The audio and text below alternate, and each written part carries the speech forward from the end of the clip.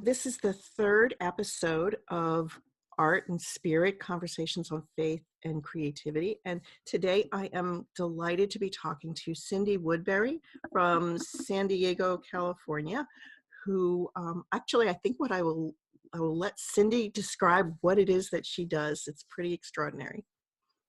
Hi, Sadelle. Hi. Thank you for doing this, by the way. You're welcome.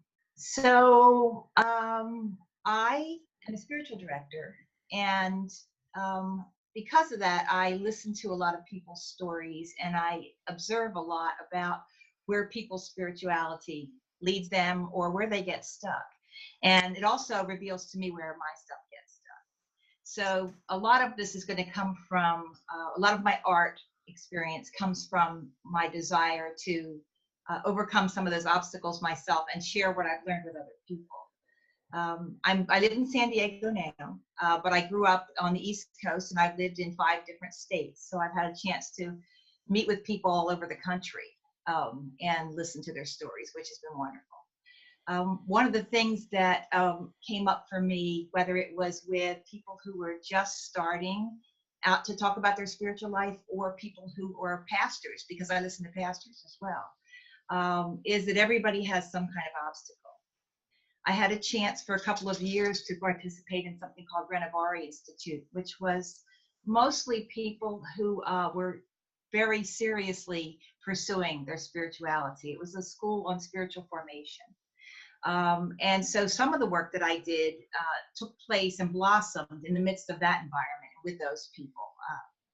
My background as far as spiritual direction, some of it came from, I spent part of my time at Seminary in Pasadena for a year. And then later I was trained by Mennonites when I lived in Texas. So my perspective on spiritual direction is pretty broad.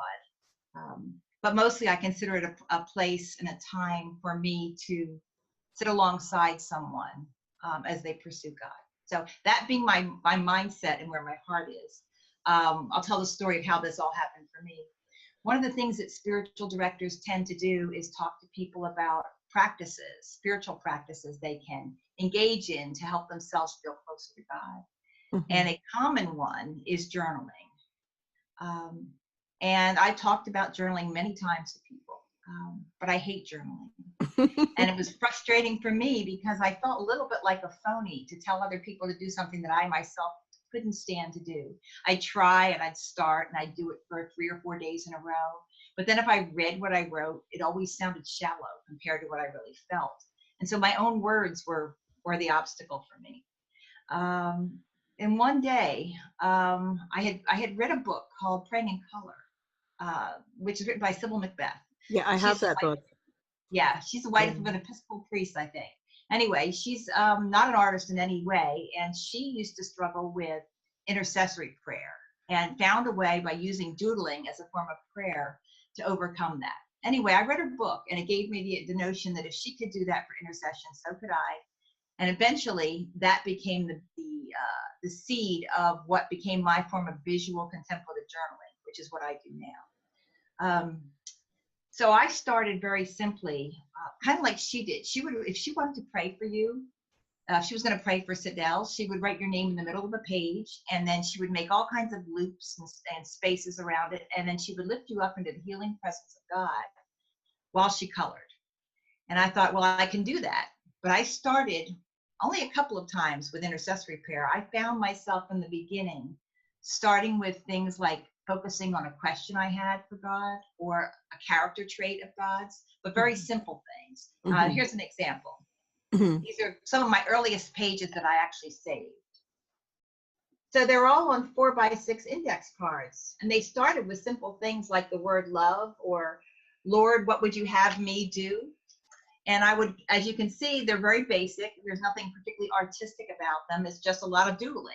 Mm-hmm. But what I discovered was it would create a space of 30 to 45 minutes and even sometimes an hour every morning of quiet contemplative time.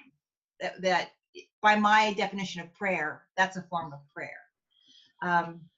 So I did that for a while, and I slowly noticed that the designs got more involved as I got more comfortable. And so this was maybe like the second stage of what they look like. This was maybe about a month in of doing it every day, and they just got more complicated. And I noticed that the more detail I included, the longer my prayer time was and the deeper my prayer went. So as I grew, it got more and more complicated as far as little squares and little shapes, and my prayer got deeper. Mm-hmm. And over the course of a couple of months, I found myself so engrossed in it that I didn't even notice how much time went by. And I started a process in the Episcopal Church, a discernment process. And in the midst of the discernment process, all of a sudden, characters, who I assume are me, characters showed up in my work. Very, very emotional, very expressive, and an awful lot of color. Mm-hmm. So I did this every day for about 3 or 4 years. So I have hundreds of these little drawings, and I found that I could go back and look at my spiritual life. If I went back and traced the drawings, I could see God moving me in directions and revealing things about me to myself, and always revealing his own nature. So so that's where this started. I'm sorry, go ahead. Oh, no, and it was I think it was your sharing of your most recent form of your work with the characters that I first saw your work on Instagram. I think so, yeah, because the stuff I just showed is probably 4 or 5 years old. So I think what you saw is my more current things, because I tend to post what I'm doing and not what I've done in the past. So yeah, that's what you've seen. And you've done this for yourself, as a practice for yourself. Do you do this as a practice with others? I have, I started a while ago, quite a few years ago, doing workshops in retreat settings. And I actually did workshops on the book Praying in Color, because I thought that was something really accessible to people, to be able to use very simple shapes and colors and do intercessory prayer.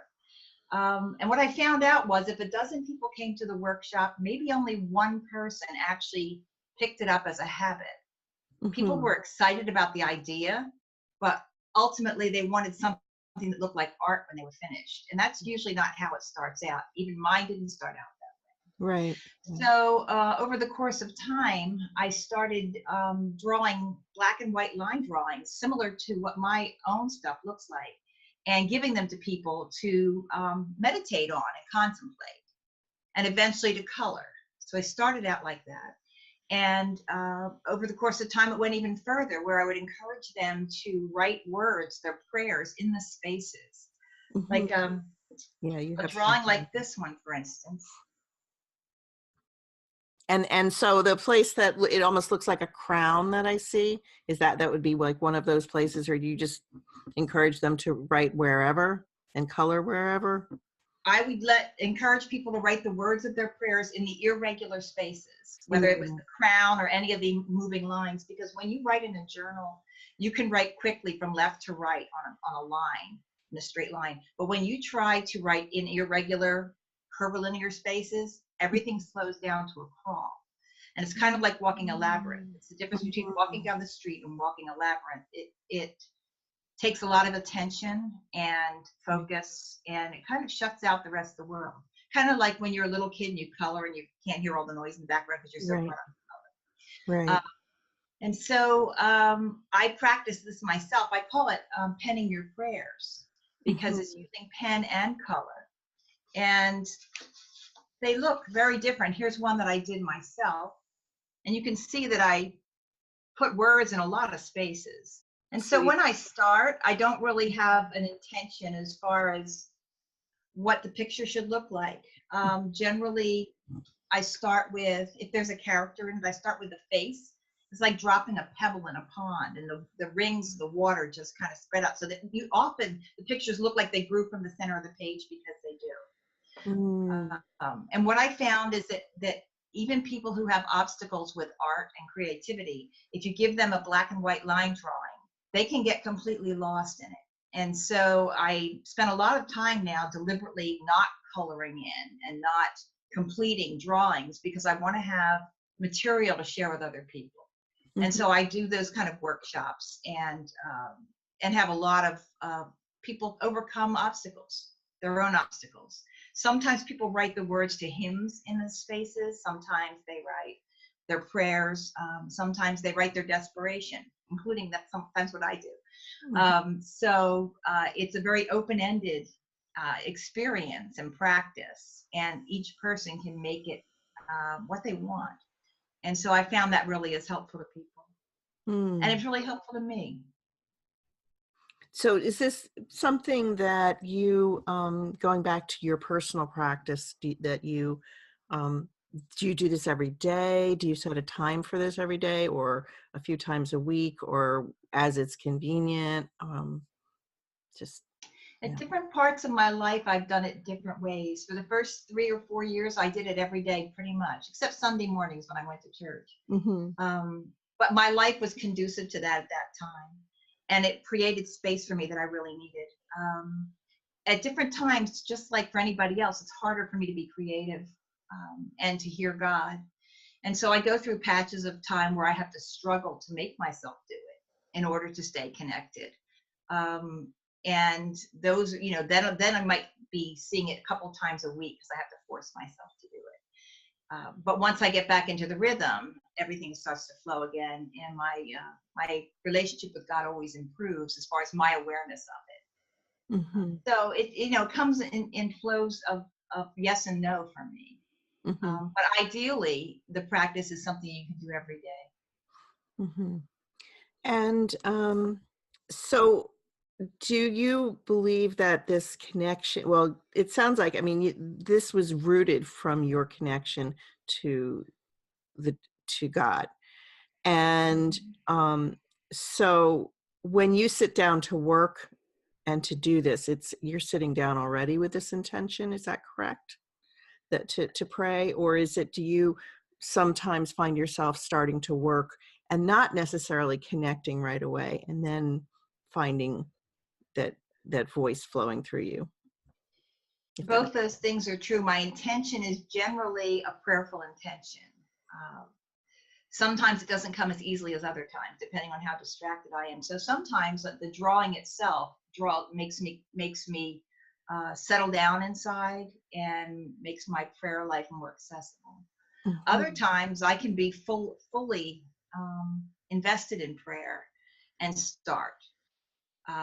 In either case, the intimacy level is what I'm seeking, intimacy with God.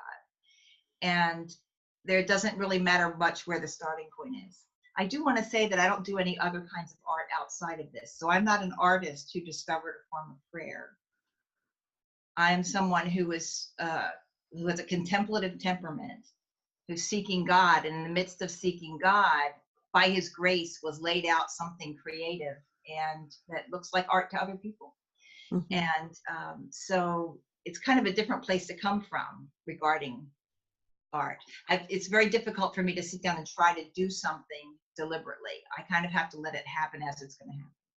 Yeah, I understand that very much. I find that when I force, when I sit down with this intention to just make a thing, an actual, and envision the shape and the color, it goes all wrong because it's like me creating it in my mind. Whereas I sit down with this intention and let that light in, and that that of God, or let in that, and also with an open mind, and I kind of think of it almost as pilgrimage. Yeah, that's a really good way to explain it. I think it is a pilgrimage. When we embark on a pilgrimage, you need to keep an open mind and keep your expectations open and be ready to face things that may not be so pretty, but can also be open to just hearing and continuing on, kind of like the labyrinth, one foot in front of another, but allow for an element of surprise, and also focusing on the process rather than the product. And I think many people get caught up when they focus on the product, and that's where the blocks come, and that's where the inner critic comes, and so it's so interesting to talk to someone who found their way to art through prayer. as opposed to the other way around. I mean, for me, I had been doing art, but art, I think actually it was the book, The Artist's Way, that first made me realize that if I could let go of those voices and these ideas and the control that I had in my head and let spirit in, that, and just, that's art can happen that way. And so making that connection was huge to me, but I didn't come to it from a place of prayer originally. So, it sometimes I have to sometimes remind myself that it's time to sit down and pray first, or sit down and meditate first. So I'm curious, have you ever found yourself like very specifically drawing from holy texts when you're doing your work? Often the words that are in my work are coming out of a place of scripture I love. I don't typically start with the Bible and then pick scripture and then draw, but I might start drawing having read for a couple of hours during the week, or I'll start drawing and it'll lead me into scripture. One of my favorite drawings is one that I did that's got both hymn and scripture in it. Oh. And this one, I drew the characters and the empty space, the almost like the tunnel space. And as I was drawing it, what was in my mind was the lyrics to the last verse of How Great Thou Art. When Christ shall come with shouts of acclamation to take me home, what joy will fill my heart. And I'll bow down in humble adoration and there proclaim, my God, how great thou art. And so that was in my head. So in the drawing around the little boys or little girl's head, that's what the words of that are in that space. As I was taking the time to do that, and it takes a while to draw the words in like that, I thought I felt a response, a scriptural response. And it was something from the Gospel of John. Anyone who believes in me may come and drink, for the scriptures declare rivers of living water will flow from within them. And I couldn't remember all that literally, but I knew enough to go look for it. And so in the drawing around the head of Jesus, the corona of Jesus, those are the words that are around there. Okay. And then what happened was I got led directly into my spirituality led me directly into my favorite part of the New Testament, which is the very beginning of the Gospel of John, where it says in the beginning there was the Word, and the Word was God, the Word was with God. And so in this drawing, you'll see that the tunnel is full of words. And at the very bottom of it is where that Gospel of John starts. And I wrote and of course I had to keep my Bible open because I don't have it by memory. But I wrote and wrote until I got to the part where it says grace upon grace, which got bigger and bigger because that's how I felt in the drawing. So this probably took about 2 hours. But I didn't intend for it to be anything in particular. It just kind of turned out that way. And so that is one where the practice itself started with hymnal music and led me into different scripture. For someone like me, it's a wonderful thing to be led into scripture involuntarily, to go get so caught up in it that I forget about other things. One of the things I noticed about writing scripture directly into the drawings is that because it takes so long to write the words, it sits on me differently. It's my logic is put aside and my analysis of scripture is put aside, and it's pretty much just my spirit, the spirit of God, and the words I'm trying to write. So it's a deeper experience for me. So it sounds one of my favorite things that happens. It sounds almost like what you hope might happen with a Lectio Divina practice. Yes, very much so. Yeah, very much so like a Lectio Divina practice. Exactly. It's I think the important part of it is the slowing down. Mm-hmm. You know, it's such a challenge to be fully present with God for most people, including me, because there's so much going on around us all the time. We're constantly distracted by things. And so whether it's a labyrinth or this kind of drawing or Lectio Divina, anything that can cause me to let go of everything else and be caught up in the spirit is something that really matters to me. Hmm. And do you sometimes put music on when you embark on one of I these? actually don't. People ask me that. Mm-hmm. I don't think that it would be wrong to do it. I think for me it would be a distraction. Mm-hmm. But I bet for many people it would be an addition. So I think it's a valid thing to do for sure. You have to kind of find your own way in all of it. It's fascinating to, the relationship that I see sometimes with art and music. And so you were talking before about, not doing any other really kinds of art. Have you ever heard of Zentangle? Yes. It's very interesting to look at. I haven't practiced it. Mm-hmm. A lot of it reminds me of some of the detail work that I do in my own drawings. Yeah, it's a way. It's another form of meditative art. The idea is that you're not drawing a thing, but you're using patterns as color, and usually easy to draw, repeatable patterns, and you use them almost as different tones. The patterns themselves become the colors, and you start with a framework where you fill it in. So you pencil in a framework that you then put different patterns in, and so you never know what it's going to look like. And it's another way to allow, especially for people who are afraid of art, that they can that they can engage with art, because it's so simple. They say, we say that all you need is, a pen and just be able to write like five different, or not write, but draw five different strokes. So that like a line and a circle and a S shape and a C shape and a dot, things like that. And those elements are repeated.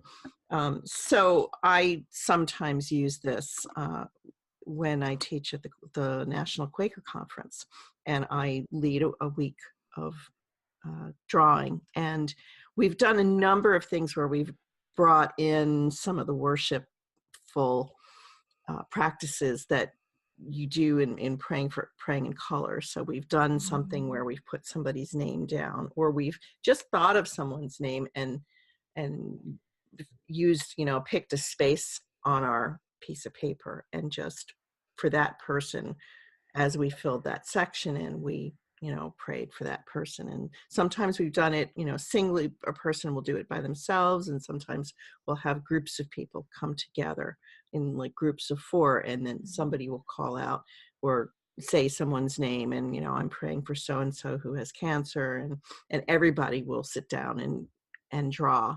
to fill in their spaces, or a space, and then somebody else will say someone else's name. And so it's fascinating to see how the different ways, though, that you can bring worship into art, with groups. Group work, I haven't really did any specific leading into group work, but usually when I do a workshop, it's a group setting, obviously. And people can sit down next to each other at tables and be totally engrossed in their own prayer and their own work, while somebody alongside of them is doing something entirely different. But the energy level, I think it's easier to commit to contemplation and prayer if you're in a group. So even though they're working on separate pieces of prayer, separate drawings, the awareness and the commitment that comes from being in numbers of people doing prayer together is there. I don't find that too many people want to pick up their line drawing and go someplace else. They usually want to stay where everybody else is and do that. Where I would have expected it to be the opposite. So. Yeah, it's I'm always fascinated and often humbled by what happens in the workshop space when I'm doing work with groups. D- is there something that you're influenced by specifically, you think, from your own faith, or you attend the Episcopal Church? Yeah, I practice worship in the Episcopal Church. I've been part of other denominations over the years, Mm-hmm. but that seems to be my home base. I don't know that there's something specific about the denominational stuff or the specific teaching. Mm-hmm. I do know that one of the things that I've been exposed to a lot in the Episcopal environment is a lot of freedom and a lot of embracing of different mindsets. Mm-hmm. It's not a place typically where it's very black and white about, you have to believe exactly this. And if you're not this, you're not really part of this congregation. So there's a lot of freedom, and in that freedom comes a lot of different kinds of expressions. So Mm-hmm. I attended a church for many years in Texas that a lot of the expression came, the variety showed up in the music. It was a small church, and the worship leader was raised Southern Baptist. So as part of our music, you would find Negro spirituals, Southern gospel songs, traditional English hymns from the Episcopal hymnal, and even some jazz from New Orleans. So that kind of freedom in music, I think, kind of settled into me pretty well, so that I don't feel much intimidation, or I don't feel like there are too many barriers within art of what you can do as a legitimate expression of your relationship with God. I don't think it has to look godly, for instance. I don't think it has to look like religious stuff. Mine tends to look a little bit religious and iconic, but that's just how it turned out for me. I think that it's a very broad space to be in. Mm-hmm. You mentioned in a time we talked before that you're part of a group, an artists group. I am. I'm part of an artist cohort. Yeah. Mm-hmm. And all the people in the cohort are from a Christian background, and it's a broad group. It's filmmakers, visual artists, songwriters, novelists. So what the common thread is the creativity and the struggles to keep your creative flow open, and the sense of creativity being a part of your spiritual wholeness. So I think the goal of the group, very loosely to say, is seeking wholeness through spirituality and prayer, using creativity as an avenue. And so I found that being with other people who share my specific beliefs as far as faith, and a hunger for the creative thing has really helped me, because it's a language of its own, and you can start conversations and have conversations like I can with you, that I wouldn't have with maybe someone who's a close friend of mine who doesn't participate in any particular art form. So it's been really helpful, and I've been doing it for 2 years. So. Mm-hmm. And you had met through your through where you had studied, or is that right? Yeah, well, there's, you get on mailing lists if you've ever studied somewhere, and I got an email, and I had gotten the email. I got the email shortly after I moved to San Diego, and it happens to be a local group, and so all those pieces fell in place. And I hesitated about applying because I knew that it was a small group, and I thought, well, I'm not really an artist, so I don't really think that I should apply, but I did anyway. And my art in this group also is the only stuff that looks religious. But when other people talk about where their stuff comes from, the fingerprints of the Spirit of God are all over it. So, yeah, stay on the mailing list. You never know what's going to come your way. Yeah, I know that for a short time there was something like that at my Quaker meeting, and I don't know. It may be interesting to restart that conversation again. But I also find it fascinating talking to people from different faith backgrounds about, art, and how they come to art, and how it flows through them, or how you know, Mhm. the message flows through them. And it's fascinating. I still, I'm trying to mix up a little bit the folks that I talked to in this series. It was very easy. I started with my home base. I started with a friend who is a Quaker and an artist, but I'm fascinated. And I recently had the chance to teach at a Catholic retreat center, and I know that iconography is something Mhm. that's can be very attractive to a number of folks in. I hesitate to just say Christian because there's other forms of iconography. Mhm. But when I think of icons anyway, I think of things like what you draw, and I think of Right. some of the great Russian Orthodox Yeah, uh, beautiful stuff. icons that I and uh, but yeah, I mean, most of my drawing is not connected to representing anything that looks like God or looks like, Mhm. pictures from scripture. So, I had spent some time in the Soviet Union, and so I'd had a chance back when it was called the Soviet Union, and I had a chance to see quite a bit of the Russian iconography. Mhm. And I've noticed recently that there's been an upsurge of interest in learning to paint like that. Mhm. So I've seen workshops at various places that are actually offering iconography Yeah. as a workshop or as a series of workshops, because apparently it's something that takes a bit of time if you're going to do it a certain way. But what I love about what you do is you've taken it in this very folksy format. I mean, Folksy is a good way to put it. Yeah, I would say it's folksy for sure. it's wonderful. I mean, it's very reachable, I think, for a lot Mhm. of people. Um, Yeah. which brings me to a question about your black and white drawings, Okay. and that you started to share them. Right. Right. And did I see somewhere that some of them made their way, was it to China?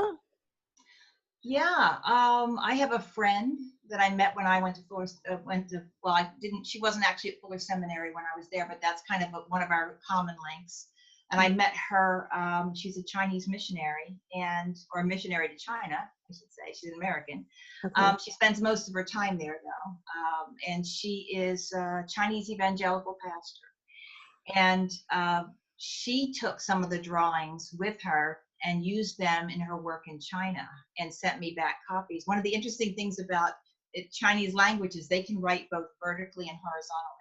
And Mhm. so she had to remind them to go in only one direction in order to get the benefit of slowing down, because they could write in all those weird spaces easily. They just Oh. adapted which direction they wrote in. But I've also used the black and white line drawings in a lot of different settings, obviously with adults and women's retreats and things like that. But I've been invited to do it in a Catholic, fifth grade Catholic art class, and used the same drawings and had a wonderful experience. Also in a little kids Sunday school class, where you're looking about 5 and 6 years old, and had the parents watched as the kids colored, and then I asked them questions about why this and why that, and the parents were surprised at what their children had to say about Jesus and what their children had to say about God. And the drawings themselves were just a jumping off point for what the kids had to say. So I think there are not too many limits on what something that's kind of looks like scaffolding, kind of an open-ended drawing. It starts the conversation, but doesn't direct the conversation. Mhm. It's Mhm. also been used. A friend of mine has also used a lot of the drawings with homeless kids. Aha. As part of her ministry, and so she just says that and it triggers conversations that you might not otherwise have. Mm. And that way, it's a little bit like art therapy, Yeah, I could except see. it's not as deliberate. Right. Yeah. Right.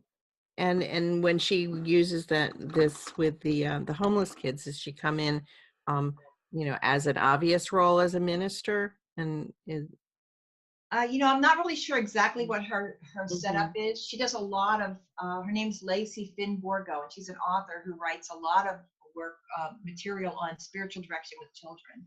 Oh, And so she's engaged in a whole lot of different kinds of settings with kids. This is just one of the things that she does. mm-hmm.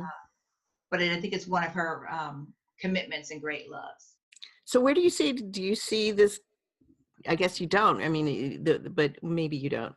Where do you see this going with your work as it stands right now? Do you have any aspirations? Um, I would love for other people to be able to have the experience I have in their prayer life. mm-hmm. And so using the line drawings as a way to open that door is something I love to do. I've done a lot of work at retreat centers. I share the material through spiritual direction work, but primarily try to share it in a retreat setting where people are put time aside already to try to be more intimate with God. But I don't have any concrete aspirations. I see the value in it, and I trust that God will create the avenue for me. Mm-hmm. It's been more difficult for me since people decided that it looked like art than it was for me when it went, because I'm more self-conscious about what it looks like now. So I actually have to wrestle with my own awareness of the product, which I didn't used to have to Right, wrestle. right. Going back to process versus Right, product. right. And Yeah. that's been one thing I've had to guard myself against.